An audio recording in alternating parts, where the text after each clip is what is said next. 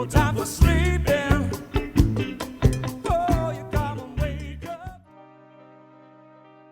The question is whether privileged elites should dominate mass communication and should use this power as they tell us they must, namely to impose necessary illusions, to manipulate and deceive the stupid majority and remove them from the public arena. I was wondering if you felt like that model needed to be updated at all with the rise of social media, and whether or not you think it could be updated, whether you could apply quickly those filters to maybe something in the current event sphere, like the Edward Snowden revelations about the NSA. Well, actually, we did have a new edition in 2002, which tried to take into account the internet, the collapse of the Soviet Union, and so on. So it's partially in the introduction to the new one. There's been an expansion of social media since. The effect is, I don't think, at least I think Ed would agree, I wouldn't want to see anything much changed. I think it's about the same structure, somewhat different effects. Social media do give people the opportunity, or blogs, let's say, what you're doing, gives people the opportunity to express themselves on the internet and reach a lot of people, which is a good thing.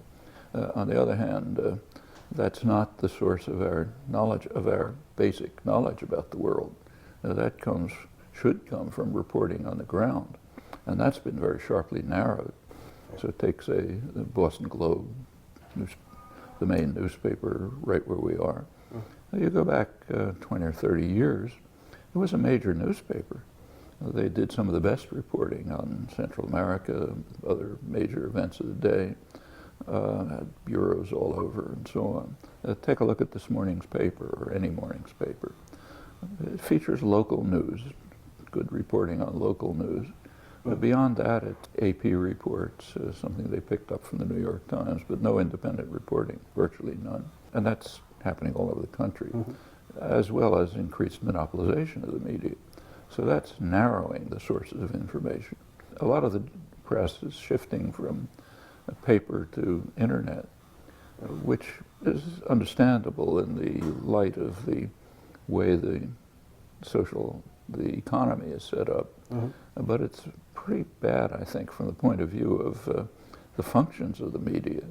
I don't know about you, but when I read a newspaper on the internet, it takes me maybe half the time as when I read the newspaper. And the reason is I'm not reading it that carefully. And it's just kind of inherent in the technology. It just kind of passes by you and you're thinking about something else. It's quite different from reading. And as the reading culture declines, the level of understanding, I think, declines with it. So there's multiple effects, but I don't think they change the major story.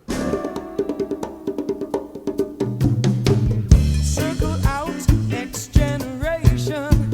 Superficial are the means to division, yeah. Deeply rooted to the source we connect.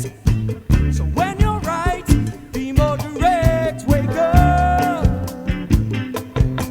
No time for sleeping. Oh, you gotta wake up. Open your mind. Yeah, yeah, gotta wake up.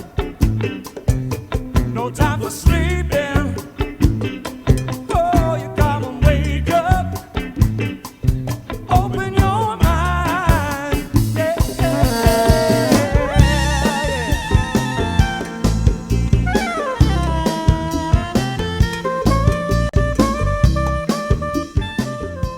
The question in brief is whether democracy and freedom are values to be preserved or threats to be avoided. In this possibly terminal phase of human existence, democracy and freedom are more than values to be treasured. They may well be essential to survival.